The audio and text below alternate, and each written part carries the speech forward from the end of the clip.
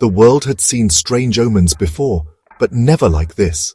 It started with reports of the doomsday fish, deep-sea creatures rarely seen near the surface, suddenly appearing in shallow waters across the globe. Some were still alive, their translucent bodies pulsing with fear, but most were found floating lifeless, their eyes wide and empty. Then came the image. Someone scrolling through Google Maps had stumbled upon something terrifying. An enormous, serpent-like shadow twisting beneath the waters off the coast of the Pacific. It was too large to be a whale, too defined to be a glitch. When the news spread, debates erupted. Some called it a hoax, others whispered an ancient name, Leviathan. As if answering the call, the ocean itself began to change. Off the shores of Kerala, India, fishing villages awoke to an eerie sight. Thousands of fish leaping onto land as if fleeing something unseen. The villagers, both in awe and fear, gathered what they could, but many refused to eat them, calling it a warning from the deep. Then came the final sign. Deep underground fish, species that belonged in the trenches of the abyss, began washing up on shores around the world, lifeless, drained, as if something had devoured their essence before spitting them out. Scientists struggled for explanations. Was it an undersea earthquake? A shift in the Earth's core? But the elders knew better. They thought it might be a mythological beast like Leviathan, and importantly, I am also saying that it might be a natural disaster as well. Let's first talk about Leviathan stories, then we can discuss the scientific reasons behind it. This story I tell you is an original mythological style tale, inspired by biblical, Mesopotamian and maritime legends about the Leviathan. Long ago, before the world was tamed, the seas belonged to the great serpent Leviathan. His body coiled through the abyss, his eyes burning like molten gold. No ship dared to sail too far, for those who did were never seen again, swallowed by the endless jaws of the beast beneath the waves. But men are foolish and kings are proud. One such king, Auron of Valmira, sought to prove his dominion over all things.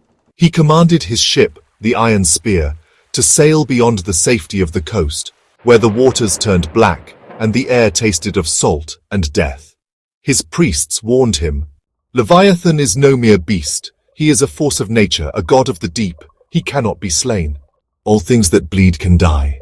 For 3 days and nights the sea was eerily calm, as if holding its breath. Then on the 4th night, the waters trembled. A shadow, larger than any mountain, rose from the abyss, scales like darkened steel, teeth as long as spears. The Leviathan had come. Arrows rained, harpoons struck scales and shattered like glass. The beast roared, a sound that split the sky and turned the waves violent. With a single sweep of its tail, the iron spear was torn in two.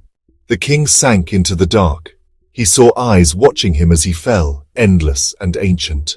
"You are no king here, the sea bows to no man." And with that, the Leviathan returned to the depths, leaving behind only silence. The storm calmed, the sea grew still once more, and men whispered the tale of Auron the Fool, the king who dared challenge the sea. No one ever tried again. This story is created based on the following mythologies. The Hebrew Bible describes Leviathan as a chaos serpent that God will destroy at the end of time. You can find references to this in Job chapter 41, Psalm 74, and Isaiah chapter 27, verse 1. It represents untamed power, destruction, and the deep sea's mysteries. The Canaanite sea monster Lotan, defeated by Baal, and the Babylonian Tiamat, slain by Marduk, resemble the Leviathan. These stories reflect the struggle between order and chaos, gods and monsters. The Norse sea serpent Jormungandr encircles the world and will rise during Ragnarok to battle Thor. Like Leviathan, it is a gigantic, godlike creature of the ocean. There are several scientific explanations that could account for the above phenomena. Seismic activity and underwater volcanism. Deep-sea fish surfacing. Many deep-sea species are highly sensitive to underwater seismic activity. If an earthquake or undersea volcanic eruption occurs, it can force deep-sea creatures to rise to shallower waters or even strand them on beaches. Gas releases. Underwater volcanic activity or tectonic shifts can release methane or other gases, which could create hypoxic or low oxygen zones, suffocating deep-sea life and forcing them to move erratically. Some marine animals, including fish and whales, navigate using the Earth's magnetic field. A sudden shift in magnetic anomalies, possibly due to geomagnetic activity, solar storms, or even a weakening magnetic field, could disorient deep-sea creatures, making them move in unexpected ways. Rising ocean temperatures can drive deep-sea creatures toward shallower waters in search of cooler temperatures.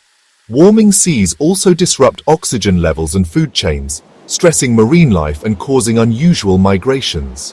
Tsunami, or rogue currents. Underwater landslides, earthquakes, or shifting ocean currents could push deep-sea creatures toward the surface or wash them ashore. This would explain the sudden, widespread appearance of deep-sea fish in unusual places. Hydrothermal vent collapse.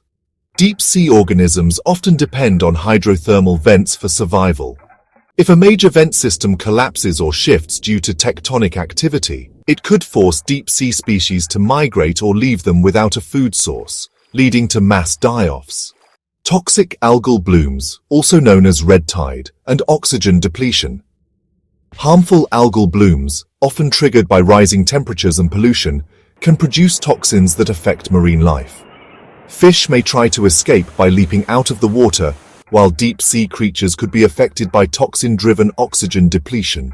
Deep-sea predation or unexplored phenomena. The idea of a large predator disturbing deep-sea ecosystems isn't entirely implausible. There are still many unknowns about the abyssal depths, and new species, possibly even large, elusive creatures, could be influencing marine life behavior.